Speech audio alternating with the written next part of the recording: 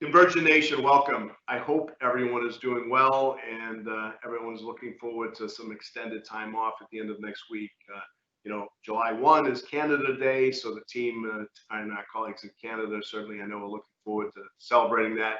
And for the US, July 4th and the extended time off that we are all going to have as an organization. And, I think this, just as the time in Memorial Day was well timed, here we are in July, and not too far removed from it, but there is the way we're working, all the challenges we're facing through and working through. Having some time that you're not worried about email or phone calls, and to those few colleagues that will have to work to support our customers, thank you. But we'll make that up to you elsewise. But for sure, take this time to be with your families and take the time to get away and not have to think about this craziness that we're all fighting through right now. So importantly too, when we've gone back and we've looked, and a lot of companies are working through this right now, our worlds have been disrupted, right?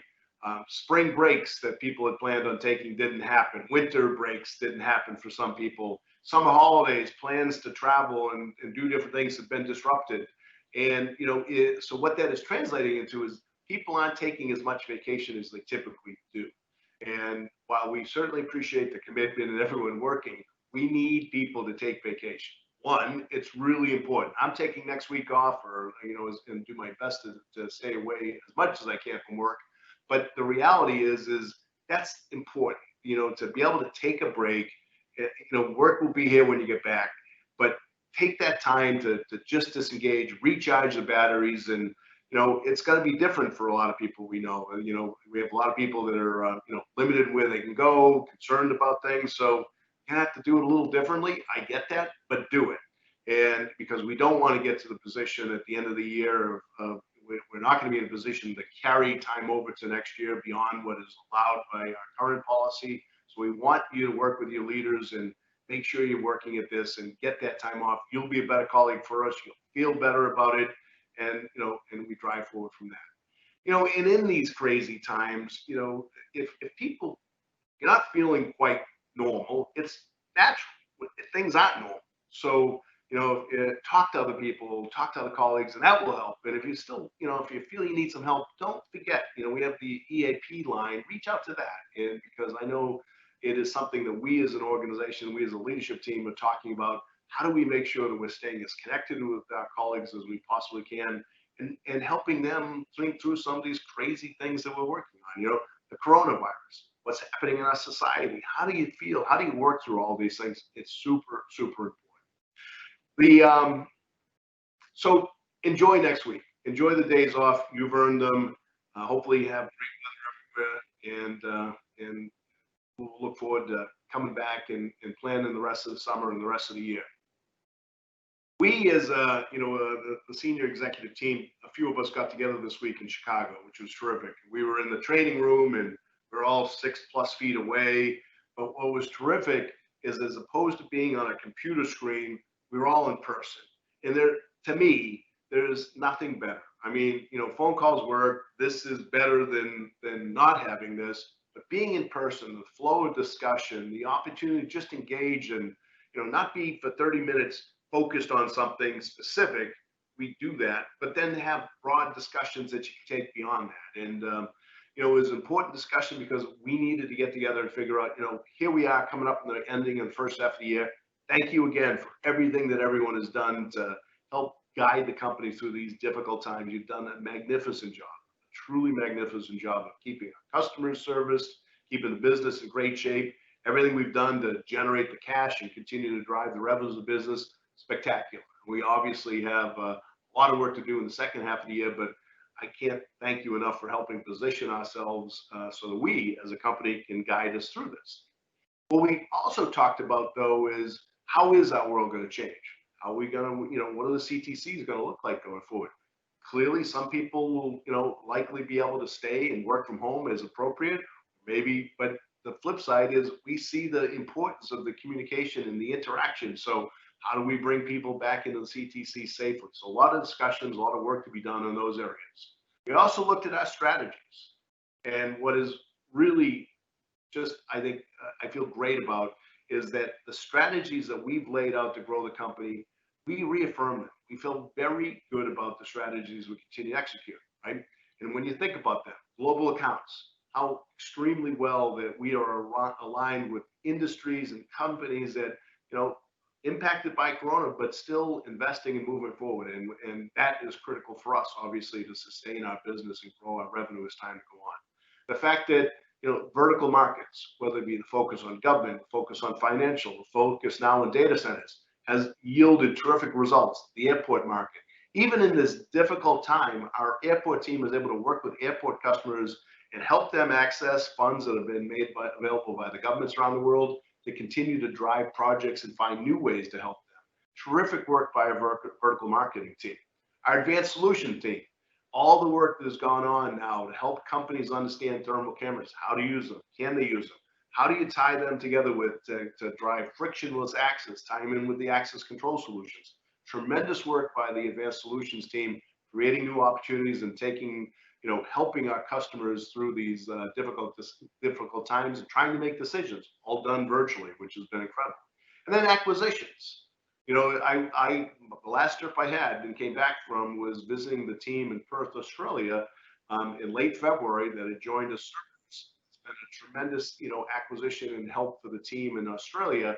And that was, it's kind of, as I look back and think about it, almost nostalgically that, hey, how important that is to our growth and how important it has been to our growth. And, we will continue to do acquisitions. And, I won't commit to a specific date, but I will tell you that, my expectation is we'll get back at doing this in the early fall. And there's a couple of acquisitions that we've continued to work on through this period that we believe would be incredibly strategic and beneficial to our organization as we continue to grow. And we are going to continue to grow. And then, the other areas that we continue to work on, leveraging our nation, right? All the work that Jim Baldwell, Kevin Pryor, and the team there that has helped bring resources to reinforce and help CTCs grow and outpace the marketplace. We're going to continue to do that, continue to invest in that, and bring tools. And then ultimately, leadership.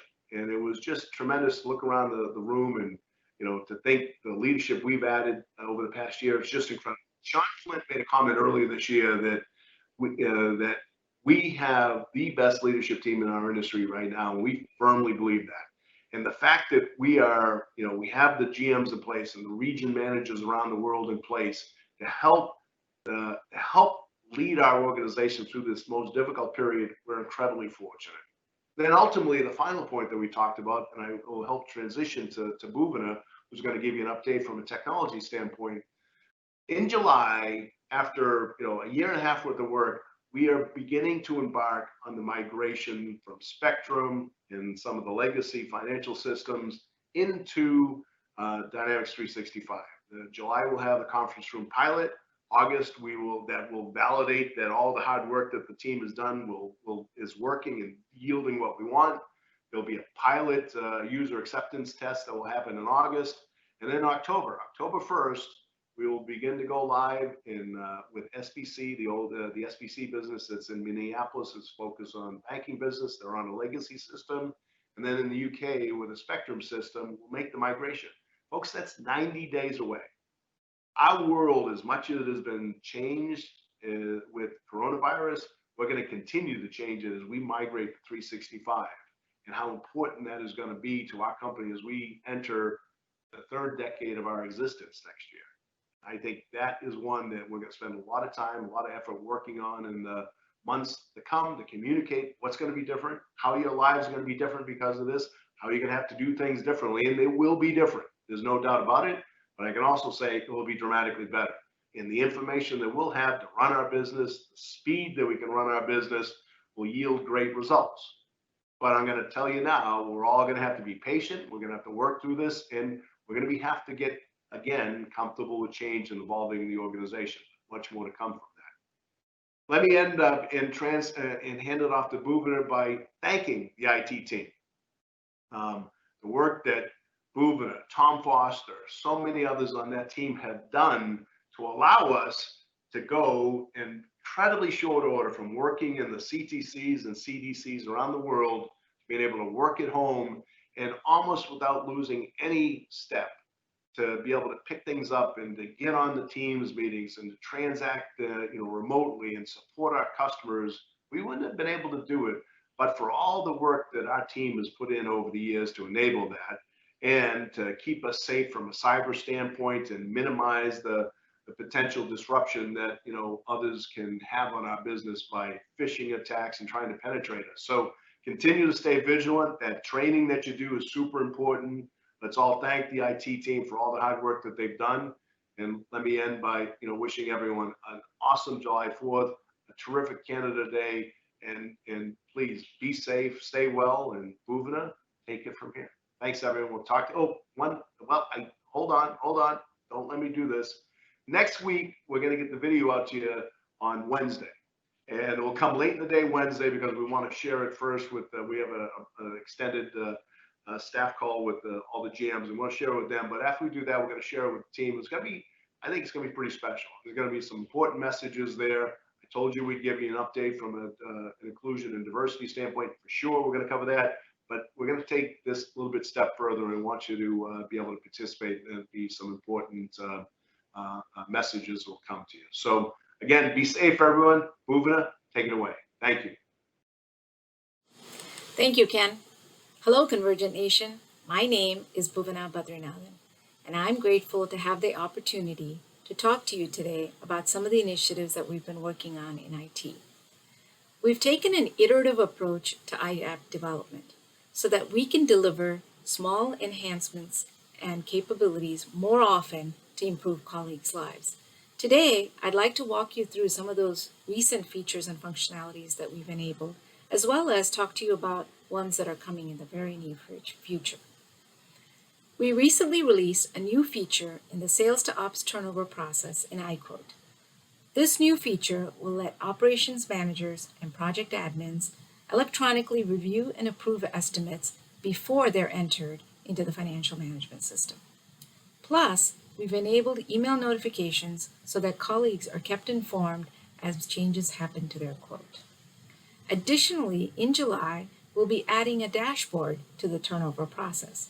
With this dashboard, colleagues will be able to monitor the progress of a bid all the way from quoting to booking. Plus, it'll give leaders visibility of the quotes that are in play. I am very excited to announce that in July, we will also be releasing the first ever beta version of the CSP estimating tool. I know that this has been a long time coming, and I appreciate everyone's patience as we worked on the project. With this version, colleagues will be able to create estimates on preventative maintenance, planned labor and services, and much, much more. As part of our back to work efforts, we've implemented the Fit for Duty assessment process to help manage and minimize colleagues' risk of exposure to COVID-19. With the recent release of the iSafe app, field technicians can now complete their Fit for Duty assessments as well as JHAs, all from within a single application. Plus, the JHA app can be launched directly from iCare. A few years ago, we made the decision to move to the Microsoft platform to be able to take advantage of tools such as Microsoft Teams. This has proven to be immensely helpful, especially now as we're dealing with COVID-19 and having such a big remote workforce. Of course, when we picked the Microsoft platform at that time, we didn't realize we'd soon be dealing with a pandemic. Continuing the Microsoft journey, we are restarting the Microsoft Dynamics 365 ERP initiative, which had been put on hold due to COVID. With the restart of this project, a major part of our focus for the next 18 months will be around this initiative. We'll be releasing a video in a few short weeks explaining more about the program. Please stay tuned. And finally, I'd like you all, please, to be alert and aware before clicking on links on emails and before opening attachments to emails. This is how the bad guys breach our systems. If you get a suspicious email, please click on the Fish Alert button on your Outlook. This will send an email message to our IT security folks that'll analyze the email and it'll delete the email from your inbox. With COVID-19, the phishing email scam has become worse and a bigger problem. Thank you for your time today, Convergent Nation. I hope that you and your family continue to stay safe and healthy. I hope you have a great day. Thank you.